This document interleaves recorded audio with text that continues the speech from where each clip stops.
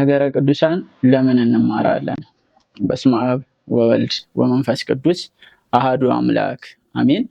የእግዚአብሔር ቤተሰቦች የእናታችን የቅድስት ድንግል ማርያም ልጆች ወደደን በሉል እግዚአብሔር ፍጹም ሰላም እንደምን ቆያችሁ? አሜን። የእግዚአብሔር የአምላካችን ስሙ የተመሰገነ ይሁን። የኃጥአን አማላጅ የጻድቃን እናታቸው ንጽሕተ ንጹሐን ቅድስት ድንግል ማርያም ስሟ የተመሰገነ ይሁን። ጻድቃን ቅዱሳን አበው ሐዋርያት በተሰጣቸው ባከበራቸው ጸጋ ክብር መጠን ስማቸው የተመሰገነ ይሁን። ነገረ ቅዱሳን ለምን እንማራለን? ስለ ቅዱሳን ለምን እንማራለን የሚለውን በተወሰነ መንገድ የምናየው ይሆናል ማለት ነው። ነገረ ቅዱሳን ቤተክርስቲያን ለምን ታስተምራለች የሚለውን ከማየታችን በፊት ግን ቅዱስ ማለት ምን ማለት ነው የሚለውን ትርጉሙን ማየት ይኖርብናል ማለት ነው። ይህም ቅዱስ ማለት ቀደሰ ከሚል የግዕዝ ግስ የወጣ ነው። ይህም ለየ፣ አመሰገነ የሚል ወይም ደግሞ አከበረ፣ አነጻ የሚል ትርጓሜ ይኖረዋል ማለት ነው። ቅዱሳን ስንላቸው ቅዱሳን የምንላቸው ደግሞ የተለዩ፣ የከበሩ፣ የነጹ ብለው የተመሰገኑ ናቸው ማለት ነው። የተለዩ ስንል ከምን የተለዩ ናቸው? ይህም ማለት ከዓለም የተለዩ፣ ከስጋ ሐሳብ ወይም ደግሞ ከስጋዊ ከሆኑ ምኞቶች የተለዩ።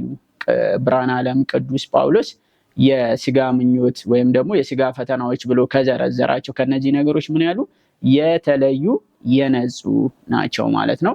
እናም የዓለምን ኃጢአት፣ የዓለምን ፍላጎት፣ የዓለምን ምኞት፣ የዓለምን ተድላ ይሄንን ነገር ሁሉ ምን ብለው ትተው ምን ያሉ የተለዩ ወደ እግዚአብሔር መንግስት ሽተው የእግዚአብሔርን መንግስት ሽተው የተለዩ ማለት ነው። ሌላ ደግሞ የነጹ ስንል ምን ማለታችን ነው? እነዚህ ቅዱሳን የነጹ ናቸው ስንል ንጽህናቸው ከሰው አልፎ በእግዚአብሔር የተመሰከረላቸው ናቸው። ቅድስናቸው በእግዚአብሔር የተመሰከረላቸው ናቸው። በበጉ ደም የነጹ የታተሙ ናቸው ማለት ነው። ሌላ ደግሞ የጸኑ ናቸው።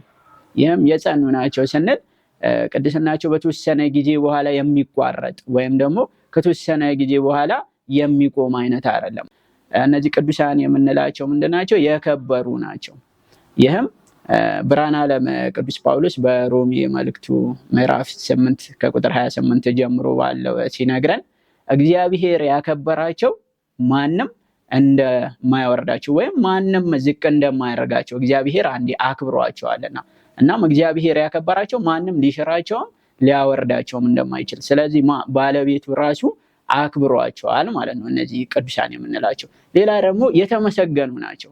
በእግዚአብሔር በጌታችን በመድኃኒታችን በኢየሱስ ክርስቶስም ጭምር የተመሰገኑ ናቸው። ሁሉም ቅዱሳን በሚባል ደረጃ ራሳቸውን ከዓለም ለይተው ለቅድስና ራሳቸውን የለዩ ናቸው ማለት ነው። እነዚህ የተለዩ የምንላቸው ማለት ነው። ሌላ ደግሞ ምን ያሉ ናቸው? የከበሩ ናቸው። ቅዱሳን የከበሩ ናቸው። ማን ያከበራቸው? እግዚአብሔር። ዋናው ባለቤቱ እግዚአብሔር ያከበራቸው ናቸው። ይህም በሮሜ መልእክቱ ቅዱስ ጳውሎስ በሮሜ መልእክቱ ሲነግረን ምዕራፍ 8 ከቁጥር 28 ጀምሮ እግዚአብሔር ያከበራቸው ሰው አያወርዳቸውም ወይም ሰው ዝቅ አያደርጋቸውም፣ ሰው አይጥላቸውም ብሎ ይነግራል። ስለዚህ ባለቤቱ ራሱ እግዚአብሔር ምን ያላቸው ናቸው? ያከበራቸው ናቸው። እሱ ያከበራቸው ስለሆነ እኛ እናከብራቸዋለን ማለት ነው። ስለዚህ ቅዱሳን ምን ያሉ ናቸው? የከበሩ ናቸው ማለት ነው። ሌላው ደግሞ የጸኑ ናቸው። ቅዱሳን የጸኑ ናቸው። የጸኑ ስንል እንዴት? እስከ ፍጻሜው ድረስ ምን ያሉ ናቸው? የጸኑ ናቸው። ቅድስናቸው በሆነ ጊዜ የተቋረጠ ወይም ደግሞ ከሆነ ጊዜ በኋላ ገደብ ያለው ቅድስና አይደለም። እስከ መጨረሻው ድረስ ጸንተው ለእግዚአብሔር ታማኝ የሆኑ ቅዱሳን ናቸው ወይም ቅዱሳን እንላቸዋለን ማለት ነው። የጸኑ ናቸው። ሌላኛው ደግሞ የጸኑ ስንል ይሁዳ እና ዴማስን ማንሳት እንችላለን። ይሁዳና ዴማስ ቅድስናን ጀምረው ነበረ ወይም ደግሞ አካሄዳቸውን እንደ እግዚአብሔር አድርገው ነበረ። ግን ምን አላሉም? አልዘለቁም። ዴማስም በመሃል ተቋረጠ። የይሁዳም ሁኔታ ሁላችንም እንደምናውቀው ነው። ፍጻሜው ምን እንደነበረ፣ የዴማስን ፍጻሜ ምን እንደነበረ። እነዚህ ቅዱሳን ግን ምን ያሉ ናቸው? እስከ መጨረሻው ድረስ የጸኑ ናቸው ማለት ነው። በመጽናት እስከ መጨረሻው ድረስ በመቆየት እግዚአብሔርን የተከተሉ ለእግዚአብሔር ታማኝ የሆኑ ናቸው። ሌላው ደግሞ የነጹ ናቸው። እነዚህ ቅዱሳን የምንላቸው ወይም ቅዱሳን ምን ያሉ ናቸው? የነጹ ናቸው። በበጉ ደም የነጹ ናቸው። በበጉ ደም የታተሙ ናቸው። ንጽህናቸው ደግሞ እስከ ሰማዕትነት ድረስ ምን ያለ ነው? የታመነ እስከ ሰማዕትነት ድረስ ምን ያሉ ናቸው? የመሰከሩ ራሳቸውን ለክርስቶስ ለእግዚአብሔር ያስገዙ ናቸው ማለት ነው። ሌላው ደግሞ የተመሰገኑ ናቸው። ቅዱሳን የተመሰገኑ ናቸው። በሰው አይደለም፣ በራሱ በጌታችን በመድኃኒታችን በኢየሱስ ክርስቶስ ምን ያሉ ናቸው? የተመሰገኑ ናቸው። ለዚህም ምሳሌ የምናደርገው ጌታችን ሐዋርያቱን የጠየቃቸው ጥያቄ ነበረ። ይህም በማቴዎስ ወንጌል ምዕራፍ 16 ከቁጥር 13 ላይ ማለት ነው። የሰው ልጅ እኔን ማን ይለኛል ወይም ሰዎች እኔን ማን ይሉኛል ብሎ የጠየቃቸው ጥያቄ ነበረ። በዚህም ሰዓት ሐዋርያቶቹ አንተ ኤልያስ ነህ፣ አንተ ሙሴ ነህ፣ የተለያዩ ስያሜዎች ወይም ሰዎችን እንዲህ ይሉሃል ብለው ነግረውት ነበረ። በዚህ ሰዓት ግን እናንተስ ማን ትሉኛላችሁ ብሎ ጠይቋቸው። ቅዱስ ጴጥሮስ ግን ምን አለው? አንተ የሕያው የእግዚአብሔር ልጅ ነህ ብሎ በመሰከረ ሰዓት ጌታችን ለቅዱስ ጴጥሮስ የመለሰለት መልስ አለ። በዚህም ሰዓት ጌታችን ይህ ስጋ አልገለጠልህም በሰማይ ያለው አባቴ እንጂ ብሎት ነበር። ከዛ ምን አለው? አንተ ምንድነህ? ብፁዕ ነህ። ምንድነህ? ብፁዕ ነህ አለው። ብፁዕ ነህ ሲለው የተመሰገንክ ነህ የከበርክ ነህ ሲለው ነው። ይህም ጌታችን እራሱ ምን አድርጎታል ማለት ነው? አመስግኖታል፣ ብፁዕ ነህ ብሎታል። ስለዚህ ቅዱሳን በእግዚአብሔር ምን የተደረጉ ናቸው? የተመሰገኑ ናቸው፣ የከበሩ ናቸው። እግዚአብሔር ያከበራቸው፣ እግዚአብሔር ያመሰገናቸው ናቸው ማለት ነው። ቤተክርስቲያን ስለ ቅዱሳን ለምን ታስተምረናለች? ለምንስ መማር አስፈለገን የሚለውን ነገር እናያለን ማለት ነው። የመጀመሪያው ስለ ቅዱሳን ቤተክርስቲያን ለምን ታስተምራለች ወይስ ለምን መማር አስፈለገን የሚለውን ስናይ የመጀመሪያው መጽሐፍ ቅዱስ ስለሚያዝ እናንተን ወይም ቅዱሳንን የተቀበለ እኔን ይቀበላል፣ ቅዱሳንን ያልተቀበለ ደግሞ ማንን አይቀበልም? እኔን አይቀበልም። ስለ ቅዱሳን ስናቅ ስለ ቅዱሳን ወይም ቅዱሳንን ስንቀበላቸው ማንን ነው የምንቀበለው ማለት ነው? እግዚአብሔርን፣ ጌታችንን፣ መድኃኒታችንን ኢየሱስ ክርስቶስን እንቀበላለን ማለት ነው። ስለዚህ ቅዱሳንን ተቀብለን ጌታችንን መጽሐፍ ቅዱስ ስላዘዘን ስለ ቅዱሳን እንማራለን። ስለ ቅዱሳን ቤተክርስቲያንም ታስተምራለች ማለት ነው። ሌላኛው ስለ ቅዱሳን ቤተክርስቲያን የምታስተምረው ከኦሪት ዘፍጥረት አንስቶ እስከ ራዕየ ዮሐንስ ድረስ የተጠቀሱ ቅዱሳን አሉ። እግዚአብሔር ያከበራቸው በቤቱ የማይጠፋ ስም የሰጣቸው ቅዱሳን አሉ። እነዚህ ቅዱሳን በመጽሐፍ ቅዱስ የተለየ ክብር ቦታ ተሰጥቷቸዋል። ጌታችንም በቤቴ በቅጥሬ የማይጠፋ ስም እሰጣቸዋለሁ ብሎ ቃል ኪዳንም ጭምር ምን ብሎላቸዋል? ገብቶላቸዋል ማለት ነው። ስለዚህ ቤተክርስቲያን ስለ እነዚህ ቅዱሳን የምታስተምረው ለምንድን ነው? መጽሐፍ ቅዱስ ስለሚያዘን መማሪያ ስለሆኑን ማለት ነው። አጠቃላይ የኖሩት ህይወታቸው ምን ስለሆነ? ወንጌል ስለሆነ ማለት ነው። ህይወታቸው ኑሯቸው ወንጌል ስለሆነ ቤተክርስቲያን ስለነዚህ ቅዱሳን ታስተምረናለች። እንዴት ወንጌል ሆነ የሚለውን ስናይ በተወሰነ መንገድ እንኳን የተወሰኑ ቅዱሳኖችን አንስተን ማየት እንችላለን። ህይወታቸው ወንጌል ነው። ቅዱስ ጳውሎስ ብርሃነ ዓለም ቅዱስ ጳውሎስን ብናነሳ በደማስቆ በጨረር ተመቶ ወደ ቅድስና ህይወት ከመጣ ጊዜ በኋላ የነበረው ህይወቱን፣ አኗኗሩን፣ አካሄዱን ምንድነው? ወንጌል ነው ማለት ነው። ክርስቶስን መስበክ ነው። ክርስቶስን መግለጥ ነው። ራሱን ሰውሮ ራሱን ደብቆ ማንን መግለጥ ነው? ክርስቶስን ከፍ ማድረግ ነው። ስለዚህስ ቅዱስ ጳውሎስ ምንድነው ያለን? በዚህ በአንደኛ ቆሮንቶስ ምዕራፍ 11 ከቁጥር 1 ላይ ባለው ቃል ስናይ እኔ ማንን እንደምመስል ክርስቶስን እንደምመስል እናንተ ማንን ምሰሉ? እኔን ምሰሉ ነው ያለው ማለት ነው። ስለዚህ ቅዱሳኑ ህይወታቸው ወንጌል ስለሆነ ለእኛ ምኖቻችን ናቸው ማለት ነው? ምስክሮቻችን ናቸው ማለት ነው። እኛ እነሱን እንድንመስል በእነሱ እንድንማር የእነሱን ፈለግ እንድንከተል ስለ ቅዱሳን እንማራለን ማለት ነው። እና ስለ ቅዱሳን ህይወታቸው ወንጌል ስለሆነ ስለ ቅዱሳን እንማራለን። ሌላው ደግሞ ምሳሌዎቻችን አራዮቻችን ስለሆኑ በሙሴ አማካኝነት እግዚአብሔር ባህር ከፍሏል። ባህር ከፍሎ ግብጽ እስራኤላውያንን ከግብጽ ምን አድርጓል? አስወጥቷል። ባህር ኤርትራን አሻግሯል። በማማካኝነት በሙሴ ተአምር አድርጎ ማለት ነው። በሙሴ ስራን ሰርቶ ማለት ነው። በዳዊት አማካኝነት እግዚአብሔር ራሱን ምን አድርጓል? አስጠርቷል። እንደ ልቤ ብሎ በጠራው በዳዊት አማካኝነት እግዚአብሔር ራሱን አስጠርቷል ብሎ እስራኤላውያን እግዚአብሔርን እንዲያውቁት እግዚአብሔር ኃያል እንደሆነ በዳዊት በእረኛ ሆኖ በነበረው በትንሹ በብላቴና በዳዊት ትልቅ ስራን ትልቅ ተአምራትን አድርጓል። ስለዚህ ቤተክርስቲያን ስለነዚህ ቅዱሳን ስታስተምር እግዚአብሔር በእነዚህ ቅዱሳን ላይ ትልቅ ስራን ስለሰራ ትልቅ ተአምራቶችን ስላደረገ በአዲስ ኪዳን ስናይ ቅዱስ ጴጥሮስን ቅዱስ ጳውሎስን ስናያቸው ህሙማንን ይፈውሱ ነበር፣ ሽባውን ይተረትሩ ነበር፣ ብሎም የሞቱትንም ወይም ሙታንንም ያስነሱ ነበር ማለት ነው። እግዚአብሔር በእነዚህ ምንን እያደረገ ነበር? ታላቅ ተአምራቶችን እያደረገ ነበር። ከሐዋርያት በኋላ በቅዱሳን አባቶቻችንም እግዚአብሔር ታላላቅ ተአምራቶችን ታላላቅ ስራዎችን እየሰራ ነበር። አሁንም ምን ያደርገ እየሰራ ነው ማለት ነው። ስለዚህ ቤተክርስቲያን ስለ ቅዱሳን የምታስተምረን ስለ ቅዱሳን እንድንማር የምታደርገን እግዚአብሔር በእነሱ ታላላቅ ስራዎችን ስለሰራ ታላላቅ ተአምራቶችን ስላደረገ ነው ማለት ነው። ሌላኛው ደግሞ ቤተክርስቲያን ስለ ቅዱሳን ለምን ታስተምረናለች ብለን ወይም ለምን ታስተምራለች የሚለውን ስናይ ምሳሌዎቻችን ስለሆኑ ወይም አራያ ምሳሌዎቻችን ስለሆኑ ስለ ቅዱሳን እንድንማር ታደርገናለች።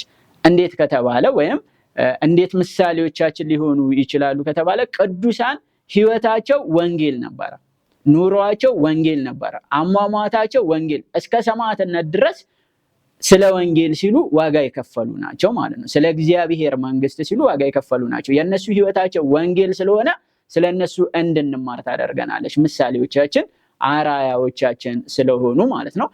ቅዱስ ጳውሎስ ለእስጢፋኖስ መሞት ምክንያት እንደነበረ ቅዱስ ጳውሎስ እናውቃለን ሁላችንም። ግን ከውድቀት ተነስቶ ወደ ቅድስና ከመጣበት ጊዜ አንስቶ እስከ ፍጻሜው ድረስ በሮም አደባባይ ሰማዕትነትን እስኪቀበል ድረስ ለእግዚአብሔር ታማኝ ሆኖ ወንጌልን በህይወቱ ሲገልጥ ወንጌልን ሲኖረው እስከ ፍጻሜው ድረስ ምን ያለ ነው ማለት ነው? የጸና ነው ማለት ነው። ስለዚህ ቅዱስ ጳውሎስ ለኛ ምናችን ነው? ምሳሌያችን፣ አራያችን፣ ወንጌልን እንድንወድ ክርስቶስን እንድናመልክ ክርስቶስን እንድንከተል ምሳሌያችን ማን ነው ማለት ነው? ቅዱስ ጳውሎስ ነው። ጴጥሮስንም ስንመለከተው እንዲሁ ነው። ጴጥሮስ 3 ጊዜ ክዶታል ጌታችንን። ግን በመጨረሻም የመንግስተ ሰማያት ቁልፍ የተሰጠው አለት የተባለ ቅዱስ ነው። ግን ፍጻሜውን ስናይም እንዲሁ እስከ መጨረሻ ድረስ ሰማዕትነትን የተቀበለ እንደ ጌታዬ ምን አልልም አልሰቀልም ብሎ የቁልቁል እንዲሰቅሉት ያደረገ እጅግ ድንቅ ሐዋርያ ነው። እናም ቅዱስ ጴጥሮስ ለኛ ምናችን ነው ማለት ነው? ምሳሌያችን ነው ማለት ነው። አራያችን ነው ማለት ነው። ቤተክርስቲያን ስለነዚህ ወይም ስለነዚህ ቅዱሳን የምታስተምር ስለነዚህ ሐዋርያት ስለነዚህ ቅዱሳን ስለነዚህ አባቶች ቤተክርስቲያን ስታስተምረን እነሱን ምሳሌ እንድናደርግ እነሱን እንድንከተል ብሎ እነሱን አራያ አድርገን ክርስቶስን እንድናውቀው ክርስቶስን እንድንረዳው እንደነሱ እንድንጸና ያደርገናል ማለት ነው። ሌላኛው ደግሞ እንድንጸና ወይም ደግሞ ጸንተን እንድንቆይም በእግዚአብሔር ተስፋ እንዳንቆርጥ ቤተክርስቲያን ስለነዚህ ቅዱሳን ታስተምረናለች ማለት ነው። ይህም ተስፋ እንዳንቆርጥ ወይም ጽናት እንዲኖረን ሲባል ለምሳሌ ካህኑ ዘካርያስ ቅዱስ ዘካርያስና ቅድስት ኤልሳቤጥን ስናነሳ እስከ እርጅና ድረስ ምን ልጅ እንዳላገኙ መጽሐፍ ቅዱስ ይነግረናል። እና በመጨረሻም ግን ጽናታቸውን ለእግዚአብሔር የነበራቸውን ታማኝነት እምነታቸውን እግዚአብሔር አይቶ በስተርጅና ምን አድርጓቸዋል? ክሷቸዋል። ይህም ከሴት ከተወለዱት እንደርሱ አልተገኘም የተባለለትን መጥምቀ መለኮት ቅዱስ ዮሐንስን እስከ መውለድ ድረስ የደረሱ በቅድስና የቆዩ እጅግ የሚደንቁ ባልና ሚስት ነበሩ ማለት ነው። ስለዚህ በዚህ ዘመን ያለን ክርስቲያኖች ወይም በዚህ ዘመን ያሉ ባልና ሚስቶች ልጅ ያላገኙ በተለያየ መንገድ በእግዚአብሔር ልመና የቆዩ ወይም እግዚአብሔርን እየጠየቁ ያሉ ብዙ ልጅ ያላገኙ እናት አባት ባልና ሚስቶች አሉ። እነዚህን ካህኑ ዘካርያስና ቅድስት ኤልሳቤጥን እያዩ ምን እንዲሉ ነው? እንዲጸኑ ማለት ነው። ጸንተው እንዲቆዩ ተስፋ እንዳይቆርጡ እግዚአብሔር ቢዘገይም የሚቀድመው እንደሌለ እንዲገነዘቡ እነዚህን ቅዱሳን እያዩ ይማራሉ ወይም እንዲጸኑ ይሆናል። አብርሃምና ሳራንም ማንሳት እንችላለን። አብርሃምና ሳራንም ስናነሳ እስከ መጨረሻው ድረስ ሂደቱን ታሪኩን ሁላችንም የምናውቀው ነው። ይስሐቅን በስተርጅና ወልዷል። እና እነዚህ ቅዱሳኖች ህይወታቸው ወይም ኑሯቸው አጠቃላይ ውጣ ውረዳቸውን ቤተክርስቲያን የምታስተምርበት ወይም የምትነግረን ትልቁ ምክንያት ጸንተን እንድንቆይ እነሱን እንድንመስል በእግዚአብሔር ተስፋ እንዳንቆርጥ ብሎም በቅድስና ህይወት የነሱን ፈለግ በመከተል በቅድስና ህይወት እንድንመላለስ በቅድስና ህይወት እንድንኖር ያደርጉናል። ለዚህም ቤተክርስቲያን ባንክሮ ወይም አጽንኦት ሰጥታ ስለ ቅዱሳን እንድናውቅ ስለ ቅዱሳን እንድንረዳ ታደርገናለች ማለት ነው። ጌታችንም በወንጌሉ እናንተን የተቀበለ እኔን ይቀበላል፣ እናንተን ያልተቀበለ ግን እኔን አይቀበልም ብሎ የተናገረው ቃል ግድም ስለሆነ ያንንም ቃል መፈጸምም ብሎም በዛ ቃል መሰረትም ቅዱሳኑን ተቀበለን ጌታችንን መቀበል ቅዱስ ቄርሎስ እነ ቴዎፍሎስ ምሳሌዎቻቸው ከፍ ያሉ አባቶቻቸው ናቸው። ከነሱ በታች ያሉትን በዛው ልክ የሚያነሱት እነማን ነው? እነ ቄርሎስ እነ አትናቴዎስን ነው ማለት። እነ ቄርሎስ እና አትናቴዎስ ደግሞ ሐዋርያቶችን ያነሳሉ። ሐዋርያት ማንን ያነሳሉ? ጌታችንን ምሳሌ አድርገው ያነሳሉ ማለት ነው። ስለዚህ ቅዱሳን ቤተክርስቲያን ስለ ቅዱሳን የምታስተምረው ወይም ስለ ቅዱሳን የምትነግረን ምሳሌዎቻችን ስለሆኑ ቅዱሳን አጠቃላይ ህይወታቸው፣ ሂደታቸው መጽሐፍ ቅዱስን የገለጹ እግዚአብሔርን ከፍ ያደረጉ እግዚአብሔርን ያመሰገኑ ናቸው።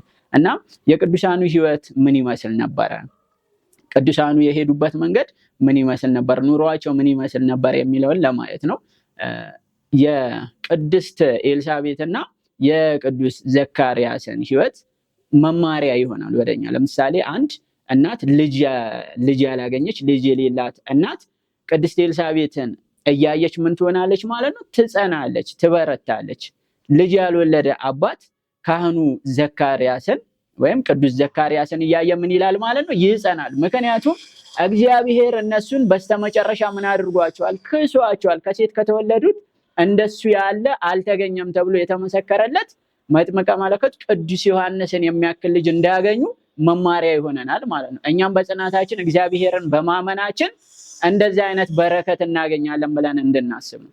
አብርሃምና ሳራንም ስናስብ እንደዚሁ ማለት ነው። እና ቅዱሳኖች ምኖቻችን ናቸው? መማሪያዎቻችን። ጸንተን እንድንቆይ በእግዚአብሔር ተስፋ እንዳንቆርጥ ያደርጉናል ማለት ነው። ከቅዱሳኑ ረድኤት በረከታቸውን ያሳትፈን።